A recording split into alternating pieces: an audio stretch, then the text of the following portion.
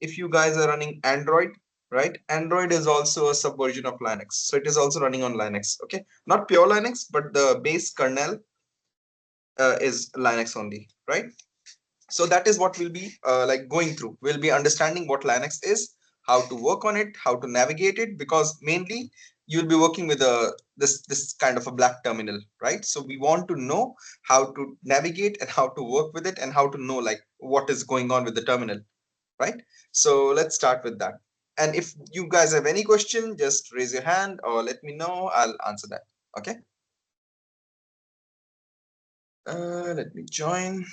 Okay, so the first thing in any Linux, right? The first thing when you log in, you will see a black screen. So some places in Kali, you will be seeing the UI also, the web UI like you see in Windows, right? So there, the main thing is whenever you are working with Linux, mainly you'll be most of the times you'll be dealing with terminals. You'll be working with terminals, right? Not GUI. GUI is not well known or well used in organizations or big corporates. Yeah. Sorry, I don't know, but I cannot see your screen. I don't know if others. Oh, you cannot see my screen? Okay. No. Okay. Thank you for letting me know. Let me share. Okay. Can you see the screen now? See your screen. Uh, I can see your screen. yes, Okay. now yes, I can see it. Yeah. Okay. That's good. Okay. Just let me know if anything else is not coming up. Okay. So basically, what I was saying is, whenever you're dealing with Linux or in any corporate organization, right? Most of the times we are working with Linux. Okay. So the main thing is you'll be working with terminals, and the terminal is this black screen. This is called a terminal. Okay, and this is where you run commands. So in Windows also you have something called PowerShell, command prompt, right? You must have seen it. So basically that is also a terminal, and terminals are really powerful. So whatever you can't do even with UI, or that is the user interface, this is called a user interface. Okay, so whatever you can't do with user interface, or whatever you can do with user interface, you can also do it with the CLI. Okay, in Linux, CLI handles everything, and Linux is really powerful. The problem is, or the main thing is, in Windows and in Mac OS, right, there is certain level of restrictions that is like done by the developers or the company managers. Okay, so for example, in Microsoft, you can do certain things and you cannot do certain things. Like there are limitations, right? And as well as in Mac OS, you cannot do certain things and you can do certain things. The best thing about Linux is open source. Open source means, first of all, see, whenever you're like installing Windows or Mac OS, you have to buy those softwares. That is the biggest drawback of those things, right? It's paid. Windows is paid until you pirate it, right? And Mac OS is also paid, and Mac OS is not yet pirated that much, but still you can use it. Okay, but they are paid software. The best part of Linux is it is free and open source, so it's free of cost. Okay, so you can do everything. Like everything is open here. You don't need to you won't hit any roadblocks here, right? So you can do everything. So that's why companies prefer Linux, because you can do a lot more without having multiple restrictions. Okay, so that is what we will be covering here. So Linux, because it is open source, it has a lot of flavors. In Linux, where you have multiple versions or multiple types of Linux, it is called flavors in Linux. Okay, so for example, you have Kali, you have Ubuntu, you have Red Hat, you have CentOS, and many more, right? The most famous ones in Linux that we use is Kali Linux. That is mainly for, like, that is not for general use, by the way. Kali Linux is never for general use. Okay, so mainly Kali Linux is used for penetration testing and cybersecurity. Okay, we will be using that in near future, but usually in companies we don't use Kali Linux. Okay, it is specifically for cybersecurity experts. In companies we mainly go with Red Hat, CentOS, or Ubuntu. That right now what I'm using. So I'm using an Ubuntu. You can see here it's an Ubuntu machine. Okay, so usually we do that. So right now I'm using Ubuntu because, see, the same commands that I will be using here will run on Kali Linux or any Linux, because the base is same for everyone. Okay, so the command that you will learn here on this platform will work on all the other Linux platform. Doesn't matter. It is Red Hat, Ubuntu, whatnot, right? So few commands will change, but the basic navigation commands like opening a directory, creating a directory means the folder, okay, creating a file, that will be same. everywhere. Just a few commands will change. That I will let you know of. Okay. But whatever I will run here, it will have similarly, like it will work similarly on Kali also. So you can run those same commands on Kali as well. So you don't need to be worried about that. Okay. So, okay, let's start with the first command. Okay. So whenever we start with Linux, whenever there's a fresh new machine, like whenever you install Kali or anything or any Linux, right? Ubuntu, Kali, it doesn't matter which one it is. The first thing in Linux is you will have to go and update the repository. Just like whenever you buy a machine, a phone, a Windows machine, or anything, right? You have to update the machine first. So in Linux also, you have to update the machine first. Otherwise, some packages installation will not work properly. Okay. So the first command that we will be doing whenever we are logging to a fresh machine, only it is done on a fresh machine. Once you have done it, you don't need to do it anywhere. Like after that, you don't need to do it. Okay. So the first command that we will be learning is sudo apt update. So I'll explain you first of all what this means. Okay. Sudo is used as false. So sudo is called as false, right? False means why are we using sudo? Because if you see here, whenever in a Linux machine, you have two things. Whenever on the terminal, like you will be seeing two things. First is the username. This is my username. It can be anything, by the way. It can be your username. It can be any username. In my case, my username is also Ubuntu. I'm using a Ubuntu machine and my username is also Ubuntu. So whenever you're logging in any Linux machine, any one of them, the first name that you will see will be the username. Okay. At is something that acts like you can say a divider, right? So for example, at has no meaning, by the way. At has no meaning. So Ubuntu is the username. At is just working as a divider between them. So divider between the username and this is the host name. So host name means whenever you're logging to a machine, the machine also has a name. So you will have a username as well as a machine name. A machine name can be anything. In my case, because it's an AWS machine, so it is the IP address of this machine is the host name. You can change it. Again, it's just a name. You can always alter or change. We will do that. I'll change it for you. Okay. So you can do that. Like it's easy. You don't need to do anything. So this is called a host name. Host name is the machine name. Okay. And the first thing is the username.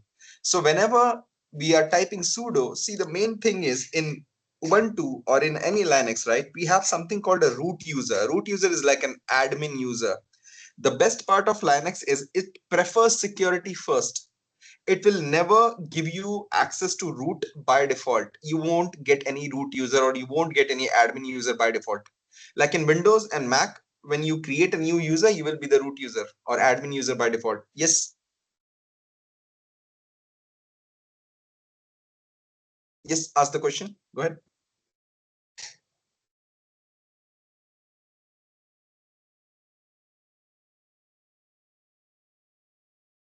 I can't hear you. I think let me.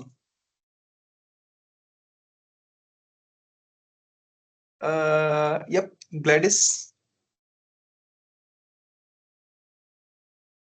Yeah, go ahead. Ask the question. Your mic is on mute, I think.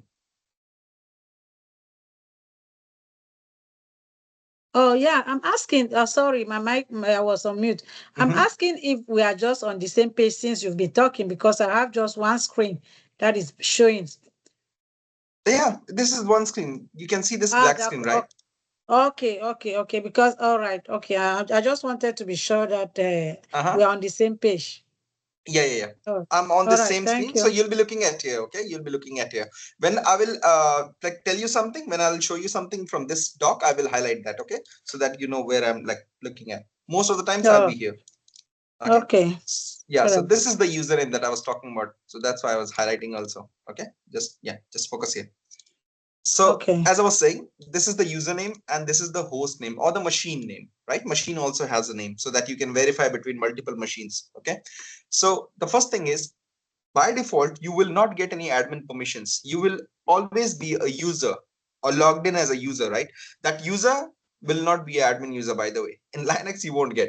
In Windows and Mac OS, you will be an admin user by default. But Linux doesn't give you that opportunity. By default, you're always a normal user, not a root user. Okay.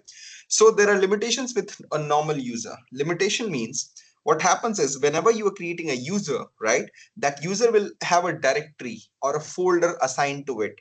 Okay, so the thing is, whatever that user want to do, the user can do it within that directory. It cannot do anything that is outside of its own directory or of its own domain. Okay, so if you want to do anything that requires a root privilege, for example, you want to install something in Linux, right, you have to be an admin, or you have to have a root privilege, otherwise you cannot do it. So in that case, what we do is, because the updating a repository, that means you are updating the machine itself, right, you are updating the machine. So in that case, you will require an admin permission. That's why we use sudo. If I don't use sudo, let me show you that. So sudo means like give me a false, like I'm a false root user. I'm showing myself as a root user, but I'm not. So that's why we use sudo, right? So if I use without sudo or without admin permission, I can do enter and it will fail. It says permission denied. You don't have permission. Okay, so in Linux, usually what we do is we add sudo. So sudo means we are acting as a false root user. So when I do sudo, enter, and it should work now. See, it started working. So whenever you are working with Ubuntu or any Kali Linux or any Linux, right? Remember one thing, whenever you're creating a user, by default, it will be a normal user. It will not be a root user. Until and unless some machines can give you the privilege to create a root user. By the way, by default, the machines won't give you that option. Okay, and whenever you are inside a machine, even in Kali Linux, when you install it, right, this is the first command that you will have to run. Otherwise, the Kali Linux might not work properly, or if you want to install something on the Linux machine, it won't let you install. So you will have to run this command the first time when you install, and after that you don't need to do that. Okay, it is just after the first installation of Kali Linux you want to run this command, otherwise it won't be needed. Okay, so this is the command. Now the thing is, now how will we know? For example, I'm saying this is the Ubuntu user, right? So there is a way. For example, some places, right, in some machines, you won't see all these informations. You won't see that, right? So in that case, how will I know which user am I working with?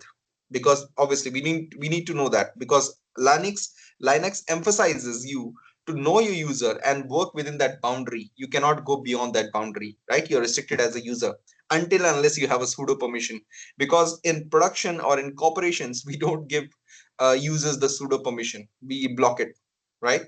So we need to know what user am I working with. So usually what we do is, if you want to check your username, if you see the doc, it says you can type who am I. So if you type it here, if I say who am I, if I type this, always remember everything is in small letters. There will be no caps lock here. Okay, there will be no capital letters here.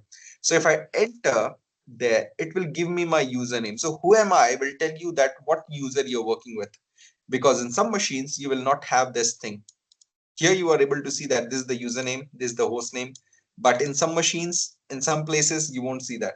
So in that case, you want to know first of all which user you're working with. Okay, so in that case, I can do who am I, and it will show me the username. Okay, so the second thing is, now as I said, like there's a root user also, right?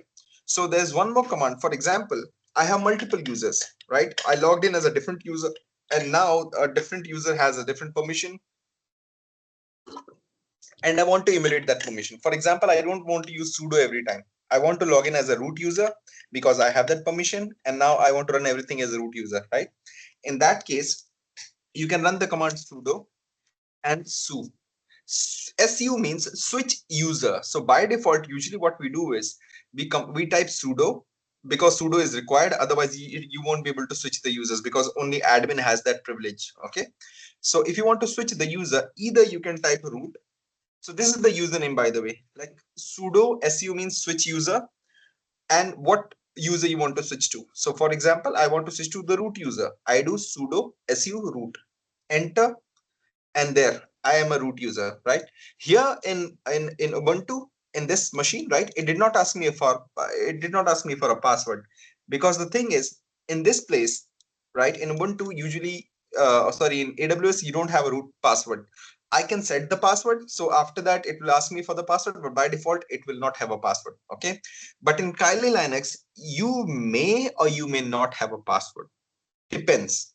because on the installation time, it may ask you for password. If you're doing a full installation in a VM installation where you have the image, where you're just installing it, so it may not ask you for that. You can use sudo directly there, right? And there also, if you can do sudo su and it will take you to the root user, that means it does not have a password by default. Okay, so right now, if I do again, if I do who am I, you see it will tell me that okay, you are the root user now, right? And here, because I'm a root user now, I'm admin. Okay, then I don't need any permissions here. Now here I don't need to use sudo anymore because I'm the root user itself. So again, if I do apt update, see, I'm not using any sudo here, right? If I do enter, there the command is running. Okay, so these are the main two things. First of all, whenever you're working with any machine, these are the main two things you will have to look for. Okay, first of all, what user am I working with? And like, if you don't have permission, you use sudo. You use like sudo and the command, whatever command we put. Okay, now if you want to go back to the user, like I want to go back to my Ubuntu user, I want to log out from root user, right? So here you will type exit and enter there. When I type exit, it will exit me out. Like, it will not exit me out of the machine, but it will exit me out of the user and then bring it back where I was. So when I started as Ubuntu user, it will bring me to the Ubuntu user. Okay, so now if I want to check other things, for example, what happens is whenever we are working with machines, right, sometimes we don't know, because here we are not seeing. For example, if I go here, like this place, okay, if I go here, I'm seeing everything on the Windows machine. I know how much space I have, right? What are the drives? Like these drives are there, right? And I can put data in there. In Linux, it doesn't work like that. Like, there you don't have any drives. In Mac OS also, you don't have drives. So there, usually what we do is we create directories. Directories means folders. Okay, Mac OS works, Mac OS and usually this Linux OS, they work on directories. They don't have this C, D, E, F directories. They don't have. You have to create folders to create anything. Okay, so for example, I want to create any folder. I can do mkdir. Mkdir means make directory. Okay, and then I give the folder name. Folder name means it can be anything. For example, my folder name is test. I'm creating a test folder. Okay, enter, and there the folder got created. Now the main problem is you have created the folder. Now how will you use this folder? Okay, because we have this folder, and for example, if I remove everything, like the screen is blank, and I give you this machine, how will you know is there a folder or not? Like, I tell you that, hey, I created a test folder, you go inside that folder, the data should be there. How will you know, like, where is the folder? Is the folder there or not, right? How will you know that? So usually what we do is we use a command called list command, ls, right? If you do ls, this will list out everything, files, folders, doesn't matter, everything will be listed out. Okay, so using the ls command, you can list out everything. Ls means list. Okay, so you can list out the directory. So here I can see that, okay, this is a directory. Okay, if I want to create a file, I use something called touch. So directory is different, file is different. Okay, so touch and then the file name. For example, my file name is abc, enter. So now what happened is a file got created. And if I do ls again, there, see, this is the directory, this is the file. Now you can say, 1 second.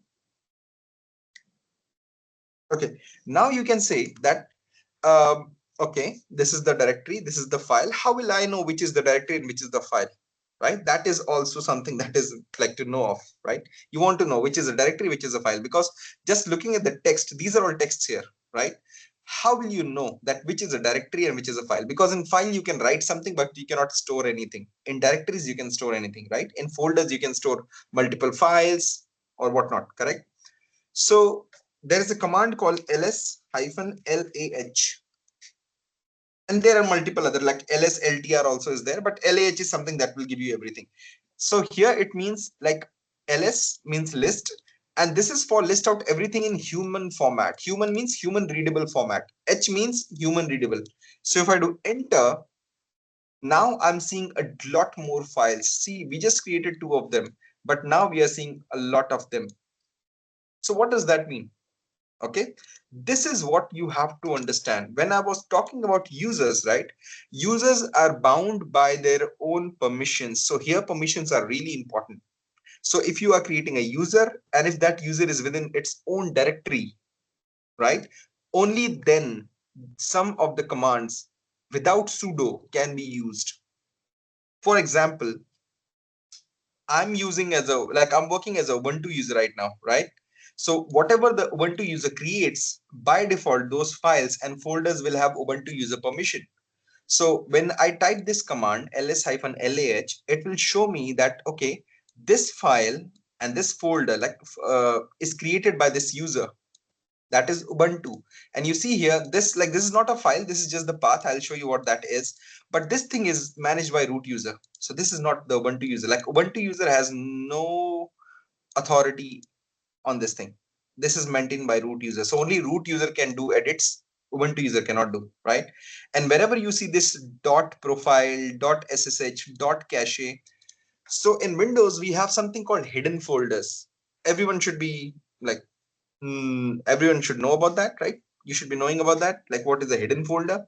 So you can hide the folders, right? You can, like, if you don't want to show it to anyone, you can hide the folders. Okay, so usually in Linux also you can create a hidden folder. Just create a folder with a dot in front of it. It will be a hidden folder. So when I do ls, it won't show anything until and unless I run this command. That will show me all files. So here I'm saying list out all the files in human friendly in human format or human readable format. Once I do this, then only I should be able to see the hidden files or folders. So these are hidden.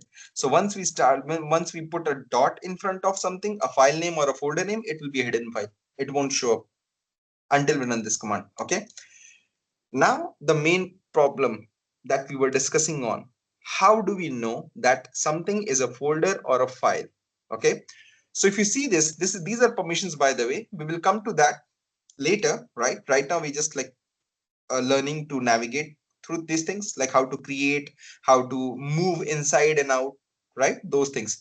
So for now, leave that. Just understand that whenever you want to see that, okay, something is a directory or a file, look at this first place. You see where it says drw, right? D stands for directory. And if there is nothing, when there's a dash means it's a file, it's not a directory. Let me yeah, here, I think it should be visible to everyone now, or like, should I zoom in a little bit? This should be visible now, right? So this is a directory. D stands for directory, and this is a file. Also, there's a color difference. See, in Ubuntu here, you will see a color. So basically, directories are in this blue color. It will be denoted as a blue color, and the files will not have a blue color, or like any color. It should be blank. In different Linux, the color schemas may be different. In Kali Linux, it will be a different one, right? But usually, in some places, you will see everything in white. Like there should be no color differences. Okay, so in that case, if you want to know which is a directory, which is a file, just do ls-lah, and wherever it says D in front of it, that means it's a directory, and you can go inside it and create files or multiple directories, like directory within directory you can create it. Okay, so that is how we check. Now the main thing is, obviously you can create directories, you can create files, but the main thing is you should have space also, right? You want to see that, okay, if I have a space, only then I can save anything, right? You're creating directories and files, that is taking up space into your machine. How will you know how much space do you have in your machine left out, right? Because obviously once the space is gone, you cannot store anything, right? For example, here you see there is space there left, I can store, right? But in Linux you won't see it like this. So how will we know that there is a space or not in our Linux machine? Okay, so the command is usually df-h. This is the command. So if I do enter, you see this check disk available space, right? So this will tell us how much space our machine has, so that we can like keep on storing it. If needed, we can always increase the space. If not, then we should be good to go. So if I do enter here, now this is confusing, right? This may be confusing to like a lot of people. So this is confusing. Whoever is looking at it the first time, if I say that, hey, guys, can you tell me like how much space is there? So it will be confusing for you, right? So whenever we are looking for space in a Linux machine, always look on this part where it says mounted on. Okay, and we are looking for this slash, just the slash, nothing else. We are not looking at any other thing. We are just looking at this thing. This will tell you how much space your machine has. So if you read the document, it says look for the root partition, that is this one, and you can see it here. This is my root partition. Okay, and this is what tells you, and it says also, you see, dev slash root, so it tells you how much space you have. So for example, it says that the machine size or my disk size on this machine, the hard disks, right, that I'm using, is of 19 gigs. Okay, and I'm using 2.3 gigs from it, and 16 gigs is available means this is my free space, that I can still uh, store 16 gigs of data here, and I've only used 13% of the space. So I have ample amount of space here to like create files, folders, directory. I can store multiple things. Okay, so this is what it means. So whenever you're looking for space, you're looking at here, this root directory. This is what you're looking at. Okay, so that's how you know like how much space you have, and then you can keep on storing your anything, any kind of data, right? You can have PDFs, you can have music files, you can have multiple things until the space goes out.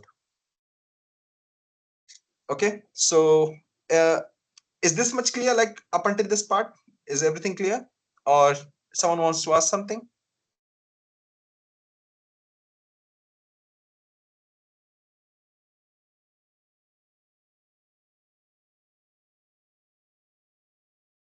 I can't say it's actually clear, but at least I know with time we'll understand better. Yeah, once you start working with it, you will start getting the point. But the main thing is you just have to, like, whenever you run a command, right, when you are getting an Yes. output like this, you have to you have to be able to read the output. Like you have to make an understanding. Okay, whatever I'm looking, I understand what I'm looking at. Okay, so that's what I'm trying to say, because the commands are already there in this script, right, in this place. The main thing is you have to be able to read the output, like what that output means and what am I looking at exactly. Correct. So this is what we're looking at exactly. So whenever we're looking for a space, like a free space, we are looking at this thing in Linux. Okay, because sometimes obviously once we start doing things, you will start running out of space. So this is the command that you can use to check the space, how much space you have left. Okay, and the basic command that you will use every day, like this is something that you cannot go with, that is the ls command. You will use it every day, now and then, because whenever you're working, you want to know where you are and what you have. Correct. So this list command will tell you, first of all, what you have, and then you will have to use your memory as well. Also, for example, I want to know the path. For example, I go here in Windows, right, I go to the E drive, and I know everything, and I know that I'm in the E drive, right, I'm at this path. So whenever I want to tell something that for example, I want to tell you that where the data is, I can say that, hey, go to this E drive and you should see the data. In Linux, how would I tell you, and how will you know? I just tell you that, hey, go to the test directory, and within the test directory you should see the data. So if I want to tell you where is the test directory exactly, how will you tell you? So for that, I will need to know the path where the directory exists, because once we log in, we are logged in at this path, right? So we need to know where this path is exactly, the exact file path. So for that, we can use something called pwd. Pwd will give you the exact file path. There it says that right now you are inside home and Ubuntu folder. Remember, I told you that each user will have its own folder or own directory within which the user can do anything without even sudo permission, until and unless that is something that is like running on the whole machine, right? That will require folders. But anything that like that will require sudo permission. But anything that this user wants to create, for example, it wants to see the file path, it wants to create directories, it want to create file, it want to check the path, so those it can do within this directory. After this directory, it cannot create anything like apart from this directory. So for example, I'm inside this Ubuntu directory, right? I want to go inside this test folder. I want to see what is inside this test folder. How will I do that? So to do that, first of all, make sure you are seeing that folder. So to do that, again, do ls. If you are seeing that folder after doing ls, that means you're at the correct path. Now you are outside ls, and now I want to go inside the ls folder, sorry, this test folder. Okay, so in that case, what I'll do, I'll just use cd. Cd is also something that you will be using day to day life, every day. This is something that you will use every day. ls, cd, uh, this is rare, but usually you should be using that. But these commands, these are something that you will be using every day on daily purpose. Okay, so cd means change directory. Change directory means I'm inside this directory, that is home and ubuntu. Now I want to switch to this directory, I want to go inside this directory. So it's like this thing, I am inside this, I want to go inside it, I'll just double click. So the cd is like the double click of that ubuntu. So when I do cd and I put the name of the folder, it says test. I do enter, and now I'm inside test. So you see what happened here. Earlier it was a tilde sign. It is called a tilde sign, right? I was at the tilde sign, and now I'm inside this folder, and this path is coming up. So remember one thing, whenever you're reading this thing tells you a lot. Like, it will give you a lot of information. First of all, it will tell you that are you in the home directory? This is the home directory of this user, right? It says home and ubuntu. So whenever it says this thing, that means this is the home directory of the user, right? And whenever you see this tilde sign only appears in the home directory wherever you log in with the user. So I logged in as the ubuntu user. That means the tilde sign is my home directory. That means this is this one. And once I want to go, like, I created a test folder in this home directory and I want to go inside that home directory, I just type cd and the full name of the folder. I go inside it, and then it will start showing me this thing. So now it says that, okay, you were inside the tail directory, then you got inside the test folder, and now you are inside the test folder. If I do ls, there, I'm inside the test folder. There's nothing. It's all blank because obviously the folder was blank. So now if I want to create something again, let me open that as well. If I want to create anything again, I can do the same thing. I can create mkdir. I want to create another directory. Maybe I just do this thing. I can just type xyz, or maybe any name, enter. And if I do ls, there, I have the directory. So like this, you can keep on creating directory to directory, right? So whenever we are working with something, for example, you are creating a project, you want to create a directory first and put everything within the directory, not all over the place. You don't want to put everything in the home directory, right? So usually what we do is, whenever you're creating something, you create a directory first.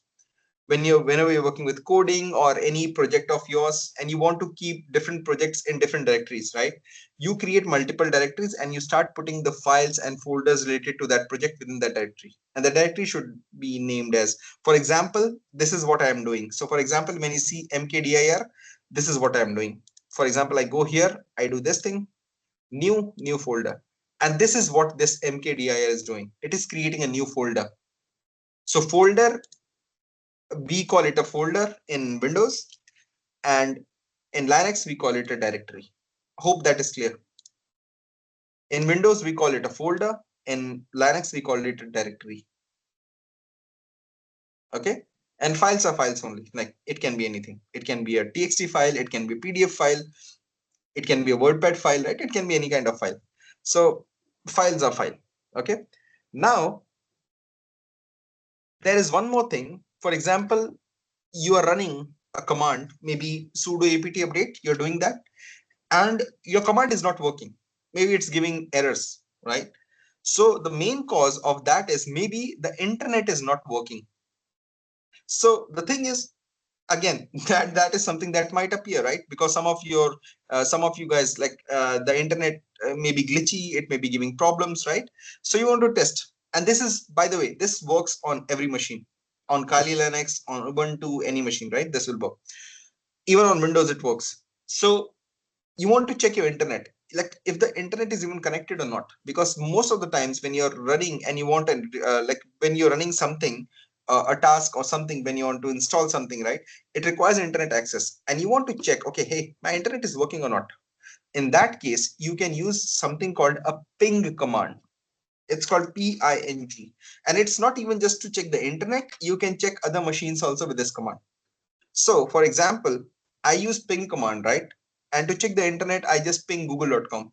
And if I get a reply, that means that command is working or my internet is working.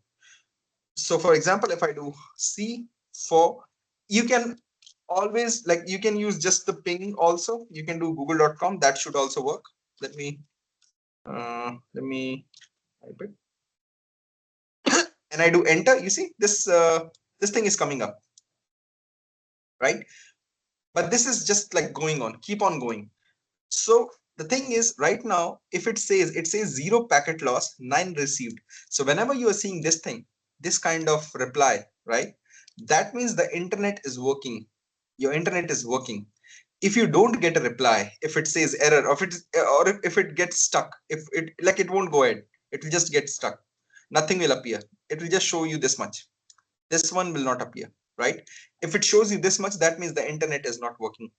So why do we use this -cn for in this place where you're seeing this thing? So for example, if I use this and let me move that. Also remember one thing, on the terminal, mouse and keyboard, like, only keyboard works. Mouse does not work here. So mouse has no meaning here. It's just used for copy and paste, and that's it. Enter, and you see what happens. After 4 of them, it will stop. So that's why we use this -cn for, because it will just restrict the ping to just 4 requests. That's it. But if you just do ping.com, it will continuously keep on pinging and checking if you are reachable or not. So if you're reachable, it will show you like this. Otherwise, it will, like, just fail. It will not show anything. So that's how you check if your internet is working or not. Okay, is that clear? Now, okay, to clear the screen, you see, we have a lot of data on the screen, right? And I can just keep on typing here, but the problem is, like, I want a clean screen. I want a clean screen, right? I want to clear the screen. So in that case, what I can do is I can just type clear and enter. See, that will clear the screen. Now I can start fresh again. So the main thing is, it is not deleting anything, by the way. It is not deleting anything. It's just clearing your screen so that you can run the terminal from start again. Okay. So now you see I'm inside the test folder, right? For example, I want to create a file. Again, the command is touch, right? And I can create a file with any name, maybe ABC again. Enter. So the file is created. If I do ls, there, the file is there, right? So now if I want to work with this file, if I want to save something, if I want to read something, right? I want to read, like, what is inside this file. I can do something called cat. Cat is a command, like, yeah, it's the general cat. So cat command will let you read the file without going inside the file, without editing the file. You can read the file from outside. In Linux, you can do that. In macOS also, you can do that. But the best part is, like, in Linux and macOS, you can do this. This cat command will work. In Windows, it doesn't work. Okay, so if you want to read the file without opening it, you can use something called a cat command. So if I do cat abc, nothing will appear because the file is empty. There, it's empty, so nothing is appearing. But what if I put some data inside it and then check? So let me do that.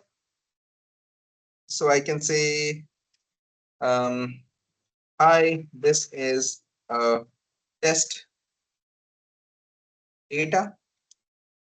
Sorry, this time.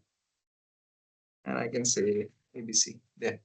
So now I put something inside the folder, right? And if I want to check now, cat, if I do cat now, see, I can read the data inside the folder, sorry, the file. So the thing is, you can use cat command, and this is also that you will be using, because we will also be using this a lot of times, okay? When we will be troubleshooting, when we'll be looking at files, because every time you don't need to open a file, because some files are very big. It may like start hanging your system once you open it, right? So we don't want to open it. We just want to read the files for output.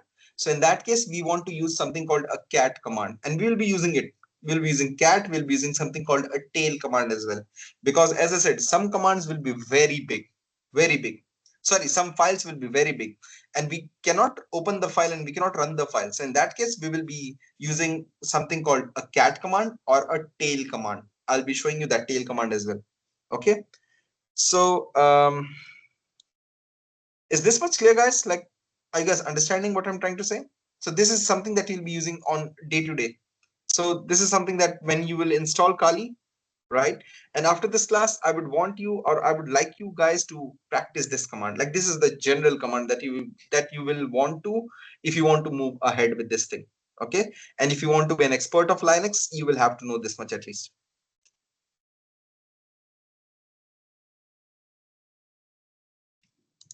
Okay, so now what we have seen is, we have seen like how to identify a user, how to check the space, how to create folders, how to create files. Okay, and then we have seen how to check if the internet is working or not. So these many things we have checked that we usually do in like day-to-day life, right? We do that every time. Whenever you are on any machine, you do those things. You want to check like what folders I have, what directories I have, right? If I want to read a folder, you can do that, you can read that. Okay, now the thing is, once you have done that, there are few things, because see, we are working with cybersecurity most of the times, right? So this is something that you will want to like know. These are the basic commands, because you'll be working with Kali Linux or Linux most of the times in cybersecurity also. So you might be using these things, right? So you want to know those, like about those. So the main thing is, if I go here and if I show you this directory, this is very important to understand. This is called a Linux directory structure. So if I go back, for example, if I go back, yeah, sorry, I didn't show you this. So I showed you how to get inside the folder. You type cd and the folder name, it will take you there, right? Change a directory. But if I want to go outside the folder now, I want to come outside of the test folder, how will I do that? I can type cd and then double dots. Double dots means take me back, one step back, take me back to the previous folder where you were. So if I do enter, you see the test thing is gone. And now I'm inside the, again, the tilde folder. Now if I want to check where am I just type pwd, I'm inside the Ubuntu folder. Again, I want to go into the test folder, I'll just type test. Sorry, I do test, enter, pwd, see, I'm inside the test folder. So earlier I was in home Ubuntu, and now I'm in Ubuntu at test folder, like a folder within the Ubuntu folder. Okay, that's how you like check everything here. Now when it comes to this thing, this directory, this thing is very important. So whenever we are talking about, you see these slashes means like there is a meaning behind it. Okay, so the meaning behind it is, whenever you use this slash means, for example, I can type cd and slash like this. You see, it took me here. This is where I'm now. The tilde sign is gone. Tilde sign means I was in the home folder, and this particular folder exists within the home folder, right? Once the tilde is gone means I am outside of my home folder. If I do pwd, there, I'm here in the slash, only the slash. So what does this slash means? This slash means you are inside the root file system. This is the file system where everything exists, everything. So this is like your C drive, where you have all the folders, all the user information, everything you install, everything is in the C drive. This is kind of a C drive here. So this is the entire root system directory where everything exists. So for example, I do ls here on this root system, ls. You see a lot of folders popped up, and those folders you'll be seeing here. For example, you see this etc folder. This is a very important folder. So whenever you install something, right, your main system configurations. So whenever you install software or anything, the system configuration, like any software configuration, it goes here. So you see etc, it says system configuration files. So if I go inside etc, cd etc, and I go here, ls, there, everything you have installed on the machine, everything should be appearing here. And the configurations related to that should also be appearing here. So everything that get installed pops up here, like pops up here. Everything is stored here. Okay, that's why. And then you have something called a log folder also. So if I go back, and again if I do ls, you will see something called var here, var. So var is a kind of a variable folder. Here here you store all the application logs. For example, if I go here, anything, any log, any kind of log should be here. For example, your machine logs that you may use for auditing. You want to know like who logged into my machine, what is going on with my machine, right? Like whoever is logging in, who logged out, who tried to log in, everything will be stored here. In where? It will be under where and log. So there should be a log folder here also there, this thing. So when I go inside the log folder again, where and log, I type this, enter. Again, if I do ls, there, all the logs are here. So what are the important ones that we're looking at? Basically, we're looking at this thing, auth.log. Auth means authentication log. Whoever is trying to log into my machine, it will show up here. Then there is something called syslog. Syslog means system logs. What is going on with my machine? If someone is installing, if someone is taking a sudo or root connection, whatever is going on, this will appear here. So here, these folders, these files are very big. So usually what we do cat, we can do cat auth.log, enter, and it will give me everything. The problem here is it's too much. I cannot read that much, right? There's a lot of thing. So what I need to do is either I like filter something. I want to filter all the root user logs or the Ubuntu user logs. I can do that. So for example, here it says sudo session. Sudo session means this particular user, my user, this Ubuntu user use sudo here. You see, it says it used sudo here. And what did I run? I run this command, that is apt update. So it have everything. It goes through everything. It will note down everything that the user is doing. So that means this is the authentication. This is part of your authentication. So if your user is logging in, it will register it. If it is logging out, it will register. It will register everything. So that's why this is very important, right? So in this where.log, you have all the application logs, everything, whatever you installed, the logs will be appearing here by default. Okay. Then you have a root folder. See, there are two root, right? I told you like this is also a root and this is also a root. But remember, this is your file system root. File system means your PC, your machine that you're using, right? This is a Linux machine that you're using, that will have a root directory. Okay. And root user is different. Root system is different. Okay. Your machine your machine also has a root directory that is different, and that is called slash. And root user has its own directory, because in Linux every user has its own directory. Okay. But machine is not a user, that's why it has a directory called slash. But user, there is a user called root, right? So if I want to go inside it, I can do cd. I can just type slash root, enter.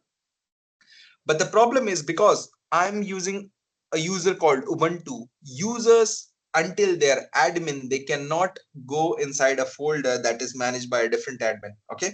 So right now I'm a normal user. I'm not an admin user. I'm not root, right? So for example, I want to go inside this root folder. I want to see what is inside this.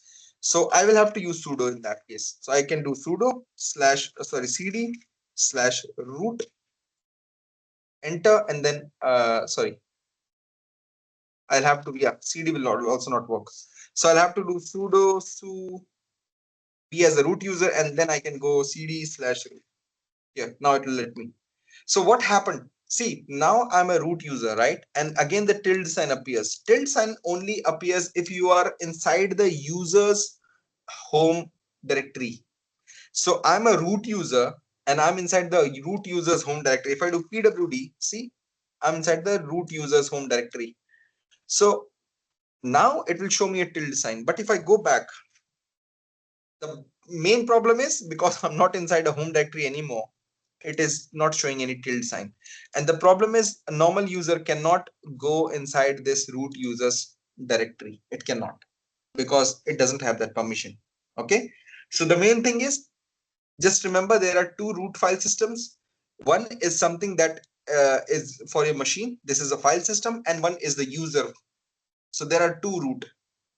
Okay. One is the file system and one is the user itself.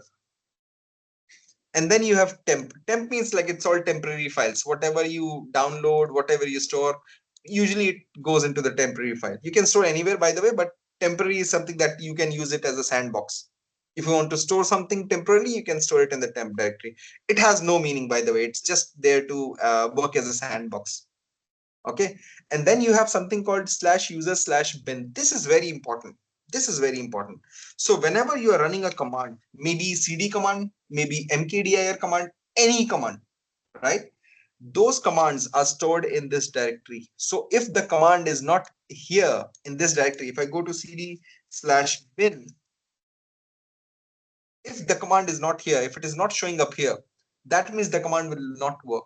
For example, I'm doing this thing ls, and I can do grep and mkdir. Here, see, the command exists. So I'll tell you what that is, but it is just a filter, by the way.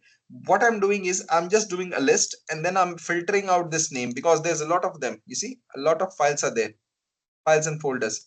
So usually what I did is I just try to look for mkdir command. So if mkdir exists here in this, here it is. If it exists here in /user/bin or /bin, right? Like it is different in different folders or in different machines, but it's kind of same everywhere. So if the command exists here, only then it will run. Otherwise, it will not run. You see, sudo is also here. So whatever command you are seeing here, only those commands will work. Otherwise, anything that you have not installed, it won't work. And if the command is not appearing here, it won't work. So hope that is clear. And then there is something called a proc command. Proc is something that will tell you all the processing that is running here. So anything that is running on the machine is stored under the proc. Proc means process. Okay. And then you know about the home directory. We have already discussed about that. So home is for every user. They will have their own home directory. So home will only hold user home directories. There's no other like meaning of that. And remember, everything is a directory here. Directory or a file. In Linux, everything is a directory or a file. Everything. Even the commands are a directory here. So if you see, this is all directories, right? Even the command is a directory. The main part is, if I do ls-lh, it will tell you that here, what folders or what files will have what permission. You see, most of them are root permissions. That means even if I try to edit these files with my user, with this Ubuntu user, it won't let me because I'm a root user. Sorry, I'm not a root user. It won't let me. I'm a Ubuntu user. I'm a normal user. Okay, so it won't let me. So remember this. So this is just important to work on or to understand, because once you start working, you will get a hold of it. But just remember, like, this is just a chart for your understanding. You just go through it. It will tell you the like how the directory is managed here, or what's the structure of the directory here. Okay, so here you can see everything. Now the thing is, if I go back again, if I want to go back like the home directory to the home directory, either I can do cd home. And the best part here is in Linux, right? Because some file names of some folder names can be very big, or you may or you may not remember it, right? Or you don't want to type it. So the thing is, in Linux, you have something called an autocomplete. It can autocomplete for you. So for example, I'm typing home, right? It will give me suggestions. So for example, if I'm typing home, either I can type it like this, either I can use tab on my keyboard, tab button on the keyboard. If you type it, it will give you the suggestion. Like, do you want to use home? Yes, I want to use